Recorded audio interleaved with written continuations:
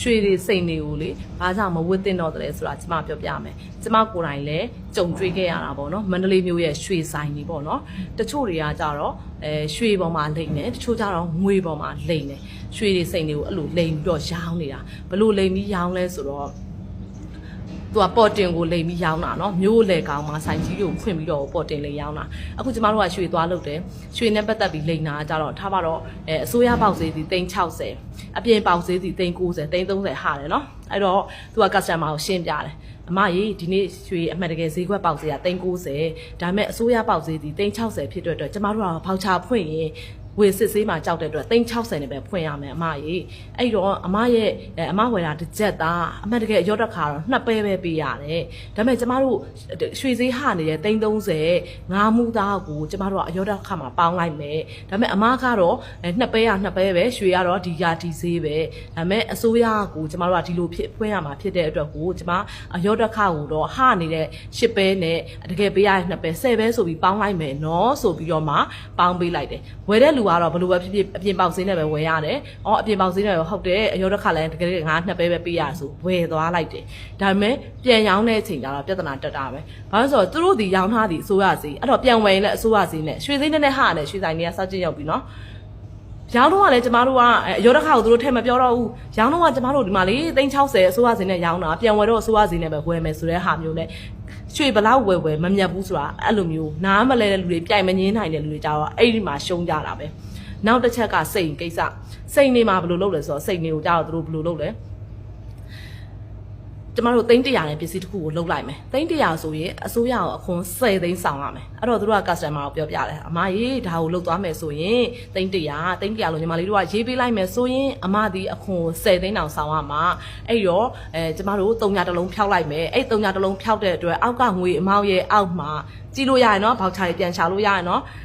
မြင်းလေးတစ်ချောင်းချစ်ပြီးလိုက်မယ်အဲ့မြင်းတစ်ချောင်းဒီ300တလုံးကိုကိုစားပြုတာအဲ့တော့အမအနေနဲ့စိုးရိမ်စရာမလိုဘူးကျမတို့အထာနဲ့အမအသိနေတာပဲဒါလေးနဲ့ပေါက်ချပြန်ပြရင်ရတယ်ဆိုပြီးတော့မြင်းလေးတစ်ချောင်းချစ်တယ်300တလုံးလျှော့လိုက်တယ်အဲ့တော့100တန်ပစ္စည်းကိုဝယ်ပေးမယ်10သိန်းပဲပေး10သိန်းပဲပေါက်ချပေါ်ပြီးတော့မှအခွန်3သိန်းပဲဆောင်ရတယ်ကစတမာလေးကျင်နေတယ်လေအခွန်10သိန်းတောင်ဆောင်ရမယ်အစား3သိန်းပဲဆောင်ရတာဟုတ်အဲ့တော့ရွှေဆိုင်ကကောင်းလိုက်တာစိန်ဆိုင်ကကောင်းလိုက်တာဆိုပြီးကျေနပ်နေတကယ်သွားပြန်ရောင်းတဲ့အချိန်ကြတော့သူတို့ဒီ5% 10% အရှုံးဖြစ်တဲ့အတွက်အောက်ကမြင်းချောင်းတွေထဲမပြောတော့ဘူးတချို့ဟာတွေက300နှလုံးတောင်လျှော့ပြီးမြင်းနှချောင်းဆွဲပြီးတယ်နော်ဒါပေမဲ့သွားပြန်ရောင်းတော့သူတို့အဲ့မြင်းချောင်းတွေတောင်မေးပလိုက်ပြီးဒီမှာလေးအမဝယ်ထားတာ10သိန်းနဲ့လေအဲ့တော့ကျမတို့10% လျှော့ပြီးတော့9သိန်းပြန်ရမယ်ဆိုအဲ့လိုကိုပြောင်းလင်းပြောင်းစားလုပ်ပြီးတော့မှ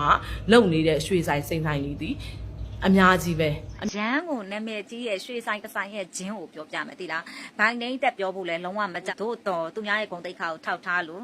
နာမည်တော့မပြောတော့ဘူးသိချင်တယ်ဆိုရင်မေးပြောပြမယ်လုံးဝရန်ကုန်မြို့မှာမဟုတ်ဘူးဒီမြန်မာတိုင်းနိုင်ငံလုံးမှာသူနာမည်ကြီးရယ်ကွာဘယ်လိုပြောရမလဲတော်နာမည်ကြီးတယ်မန်လေးမှာလည်းဆိုင်ခွဲရှိရရန်ကုန်မှာလည်းရှိရဆိုင်ခွဲအများကြီးပဲတိလားဆိုင်ခွဲတွေအများကြီးနဲ့အဲ့ဆိုင်ကဘလို့ချင်းထဲလို့ဆိုကိုလိုလိုလာပြီးချင်းလာထဲကိုကလေရွှေကိုလေမွေးကြရလေဟိုစတိတ်ကျောင်းသူဘဝတိလားပြောရင် over ပြောရလို့ထင်ကြမယ်တိလားတုံငယ်တန်းတန်းထဲရလေရွှေကိုကိုယ့်အတက်ကိုဝဲလာတာဘာလို့လဲဆိုတော့ရွှေဆိုင်ကကို့အမေဆိုင်နဲ့ဘယ်လိုပြောတဆိုင်ကျော်အနေထားလောက်ပဲဝေးတာကိုကြိုက်တာကိုလက်ညှိုးထိုးဝဲအမေကဘယ်တော့မှမလိုက်ဘူးလူကြီးလဲအောင်လို့ဆိုပြီးအမေငယ်ငယ်လေးကအဲ့ထက်ငယ်တဲ့ချိန်ကတော့အမေနဲ့လိုက်သွားတာအဲ့လိုအရွယ်ကလေးကကြတော့အဲ့ဆိုင်ကိုအမေမလိုက်ဖ ೇನೆ ကိုယ့်ကိုသွားဆိုင်နဲ့ကတ်နေရဆိုတော့ဆိုင်ရအလုပ်သမားတွေကိုခေါ်ရတယ်ခေါ်ပြီးရွှေဆိုင်ကိုလက်ညှိုးထိုးပြီးကြိုက်တယ်ပတ်စံမရှိအောင်နော်လက်ညှိုးထိုးပြီးကြိုက်တာ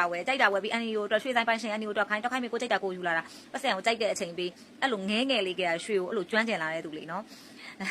ရွှေဆိုတာလေရွှေဆိုင်မှာလုပ်နေတဲ့ဝန်ထမ်းတွေတောင်ကိုကကျွမ်းသေးတယ်သိလားဒီပစ္စည်းကရော့တော့ဘယ်လောက်ပဲရှိတယ်အစားကိုကကောင်းကောင်းသိတယ်ကိုရွှေကိုကောင်းကောင်းကြည့်တတ်တယ်ကိုကလေးချင်လည်းကောင်းကောင်းတွက်တတ်တယ်နော်သိလားကိုအမျိုးတွေကိုမိတ်ဆွေတွေဆိုရွှေဝဲခြင်းနဲ့ဆိုရင်ကိုခေါ်သွားတာကိုကောင်းကောင်းကျွမ်းလို့မလို့ရွှေဆိုင်တွေကျင်းထဲလို့မရအောင်လို့လေကိုကအမြဲတမ်းတွက်ပြီးတယ်ဒီနေ့လည်းဘလို့ဖြစ်တော့ဆိုတော့ကိုကလမ်းကြုံလို့ပေါ့နော်ဆိုင်ကနာမည်နှလုံးနဲ့ရှိရယ်ကွာဆိုင်နာမည်ကိုပြောလိုက်မယ်အရှိကနာမည်ပါပေါင်းရင်တော့9လုံးနော်အဲ့မှာသွားပြီးတော့ကိုကအိုက်ကဝဲထားတဲ့အခောက်ရွှေရှိရပေါ့လေသူတို့ရှိရဝဲထားတဲ့အခောက်ရွှေကိုဝဲတဲ့အချိန်မှာတစ်စက်နည်းနည်းကြော်တယ်ဝဲတော့အဲ့တုန်းကလည်းလမ်းကြုံဆိုပြီးဝဲလိုက်တာကွာပလာဇာအရှိမှာပဲသူတို့ဆိုင်ကလိပ်စာလည်းပြောလိုက်မယ်ယူဇနာပလာဇာအရှိမှာပဲလမ်းကြုံပလာဇာဘက်ကိုသွားရင်လည်းဝဲလိုက်တာအခုဒီနေ့လည်းပလာဇာဘက်ကိုကိစ္စတစ်ခုရှိလို့သွားရင်လည်းရောင်းမယ်ဆိုပြီးဝင်မေးရပါတော့ရောင်းတော့မရောင်းဘူးရွှေသေးလက်တက်နေဆိုဒီတိုင်းပဲရောင်းမယ်ဆိုပြီးအဲ့ပြန်ချိန်ခိုင်းလိုက်တယ်အဲ့အခောက်ကိုဝဲကတစ်ချက်ကိုရွေးခန်းန်းစောင်းတယ်ဒီနေ့သူတို့ချိန်ပြီးတော့တစ်ချက်မပြေဘူးတဲ့ညီမလေးအမဝယ်ထားတစ်ချက်ကြော်ရလေဆိုတော့ဟာမပြန်ချိန်ပေးမယ်ဆိုချက်ချင်းပြန်ချိန်တော့ချက်ချင်းတစ်ချက်တော့ပြန်ဖြစ်သွားတယ်ဒါမဲ့လို့ကိုပြောတဲ့အလေးချိန်တစ်ထောင်နည်းနည်းလျော့သွားတယ်ထားပါတိတ်တိတ်လေးလျော့တော့ကိုလက်ခံနိုင်မ15ပဲကြော်တော့ဘလို့မှလက်မခံနိုင်ဘူးလေနော်အများကြီးกว่าနေ အဲ့နဲ့ထားအောင်တွက်ခိုင်းလိုက်တော့100နဲ့9000နဲ့9000လား9000လားမသိဘူးရမယ်100 5000ကျော်ရွှေဟဲ့ညီမလေးတစ်ချက်သား16ပဲကျော်ကို100 5000ကျော်ဆိုတော့ရွှေဈေးကိုပေါက်ဈေးကိုတစ်ချက်သားကို6သိန်းကျော်လောက်ခွာနေရလားဆိုတော့အမခဏလေးပြောမယ်နော်ဆိုတခြားဝန်ထမ်းတယောက်ကိုခေါ်လိုက်ပြန်အောင်သိလားတခြားဝန်ထမ်းတယောက်အဲ့နဲ့ရောက်လာပြန်ပြီးတစ်ခါအဲ့ရွှေနောက်တစ်ခါပြန်ချိန်ပြန်ပြီးတော့ခါကြတော့15ပဲကျော်ပဲရှိလို့ပြန်ပြောပြန်အောင်ညီမလေးတစ်ချက်ကျော်တယ်မပြန်ပြောတာပေါ့နော်အခုနာမိနစ်ပြေကောလို့တစ်ချက်ကျော်လေဆိုဒုတိယတစ်ချိန်မြောက်ပြန်ပြောပြန်အောင်အဲ့ဝင်တော့ပြန်ပြောတော့အဲ့ဝင်နဲ့နောက်တစ်ခါပြန်ချိန်ပြန်အောင်အဲ့ရွှေတစ်ခုလေးကို4ကချိန်နေရပထမချိန်က15ပဲကျော်နောက်တစ်ခါပြန်ချိန်တော့ဟုတ်တယ်16ပဲကျော်တစ်ချက်ကျော်ဖြစ်သွားပြန်အောင်နောက်တတိယချိန်မြောက်ချိန်တော့15ပဲကျော်တဲ့ကဲစတုတ္တချိန်မြောက်ပြန်ချိန်တော့လဲ16ပဲကျော်တစ်ချက်ကျော်တယ်ဖြစ်သွားပြန်အောင်တစ်ချက်ကိုဝင်ကရွေးကျော်တယ်သူကအခုရွေးကျော်တော့မရှိတော့ point နဲ့ရှိရလို့ပြောတယ်ကဲထားလိုက်တော့အဲ့လောက်ကျော်သွားတာကိုလက်ခံလိုက်ထားတယ်အဲ့နဲ့သူပြန်တွက်ပြီးတော့105သိန်းနဲ့9000နဲ့တစ်ချက်ကျော်သွားတယ်ပေါ့လေနော်တစ်ချက်ကျော်ပြန်တွက်ပြီးတော့105သိန်း9000နဲ့ခုနတစ်ချက်ကျော်တော့105,000ကျော်တဲ့အခု105သိန်း9000နဲ့အဲ့တော့ခါကြတော့ဒီနေ့ပေါက်စီအလောက်မကောက်ပေါက်တယ်လေနော်ဒီနေ့ပေါက်စီကိုလည်းကိုကတည်တယ်အဲ့ဒါဆိုညီမလေးဒီနေ့ပေါကညီမလေးဆိုင်ရောင်းစီဝယ်စီခွာလားဆိုခွာတော့ခွာတယ်မားတယ်ဘလို့ခွာတော့ဆိုလည်းမပြောပြန်ဘယ်လောက်ခွာအောင်လို့ကိုကဒီဇက်ကပြောလိုက်တော့တသိန်းခွာတာအေးဟုတ်ပြီအဲ့ဆိုအမဝယ်မယ်လို့ညီမလေးဆိုင်မှာရှိလားဆိုတော့မရှိဘူးတဲ့အရောတော့နဲ့ပဲရမယ်တဲ့လက်ခနဲ့မရတော့ဘူးတဲ့အရောတော့နဲ့ရမယ်တဲ့ဒီပစ္စည်းပဲကိုလိုပစ္စည်းပုံစံနဲ့ပဲပုံစံနေမဟုတ်ဘူးအခောက်ကိုပေါ့နော်ဟိုလက်စွပ်တော့လက်စွပ်ပဲပုံစံနေမဟုတ်အရောတက်ကဘယ်လောက်ပါတော့ဆိုတော့2ပဲကျော်လက်စွပ်ဆိုလို့ရှိရင်တော့မှပဲ9ရွေး6ရွေးတဲ့2ပဲကျော်ဆိုရင်တစ်ချက်ဆိုတော့ပြောမနေနဲ့အဲ့လိုရောတော့နဲ့ဟိုမိုးလောင်းတဲ့အထည်ရွယ်ရှိရတယ်16ပဲဟိုတဲ့ဒီလားအလေးချိန်ကိုအဲ့လိုခွာပလိုက်တာတစ်ခါခဏနေ15ပဲကျော်ဖြစ်သွားလိုက်ခဏနေ16ပဲကျော်ဖြစ်သွားလိုက်အဲ့ဆက်တစ်လုံးထဲမှာဆက်ပြောင်းချိန်တာမဟုတ်ဘူးနော်ဆက်တစ်လုံးထဲမှာလေးချိန်ကချက်ချင်းပြောင်းနေတာသိလားဈေးကလည်းချက်ချင်းလက်ငင်းကိုသူတို့ပါဇက်ထဲမှာလည်းတစ်ချက်ကျော်ပဲ2ယောက်ပြောတာမှာ2ယောက်က1ယောက်က105,000ကျော်ပဲရမယ်လို့ပြောတယ်1ယောက်က105သိန်းနဲ့9,500ရမယ်ပြောတယ်2ယောက်မှာလည်း9သိန်းกว่าနေတယ်သိလား2ယောက်တွက်ပြတာမှာသူတို့2ယောက်တွက်တာရင်သူတို့ကသူမလဲနားမလဲတဲ့သူအားတဲ့သူရွှေเจ้าဘာမှမသိအားတဲ့သူဆိုလို့ပြောတော့ရိုင်းပါလေရွှေเจ้าနားမလဲတဲ့သူတော့ခံရမှာသိလားဟိုကကြောက်လေရွှေကိုလေ6နှစ်လောက်အရွယ်ကလေးကကိုရိုင်းဝဲလာတာလူကြီးမိဘမပါပဲနဲ့6နှစ်လောက်အရွယ်ကလေးကကိုရိုင်းချိန်ကိုရိုင်းဝဲကိုရိုင်းတွက်ကိုကအတွက်ချက်ကတော့ပါတော့ကိုပဲငယ်ငယ်ကလေးကတွက်ချက်တက်တယ်ဘာလို့လဲဆိုတော့ကိုမိဘကဆိုင်ဖွင့်ထားတာအမေဆိုင်ဝင်ငယ်ကလေးကလိုက်ထိုင်နေတဲ့အပေါ်မှာအတွက်အချက်ကိုအကုန်ကျွမ်းတယ်ကောက်လိုက်တော့ဒီလိုနှိပ်တက်တာသိလားအကုန်ကျွမ်းတာသိလားအဲ့တော့ငယ်ငယ်ကလေးကလေရွှေကိုအမြဲတမ်းထဲလဲဝက်လာတဲ့သူဆိုတော့လေငယ်ငယ်ကလေးကရွှေကိုကျမထဲလဲဝက်လာရွှေအရင်ကြိုက်တဲ့သူကျမကလေ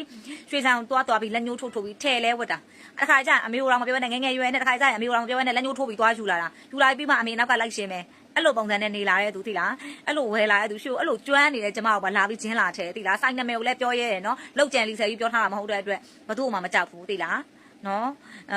ဂုံတိတ်ခါကိုထောက်ထားတော့အဖြစ်နာမည်မပြောတာလာမေးနော်ပြောပြမှာသိလားလာမေးပြောပြမယ်နော်ရွှေဆိုင်ကဂျင်းနေအဲ့တော့ဝယ်မယ်ရောင်းမယ်ဆိုရင်နားလေသူခေါ်သွားကြတေချာအတွက်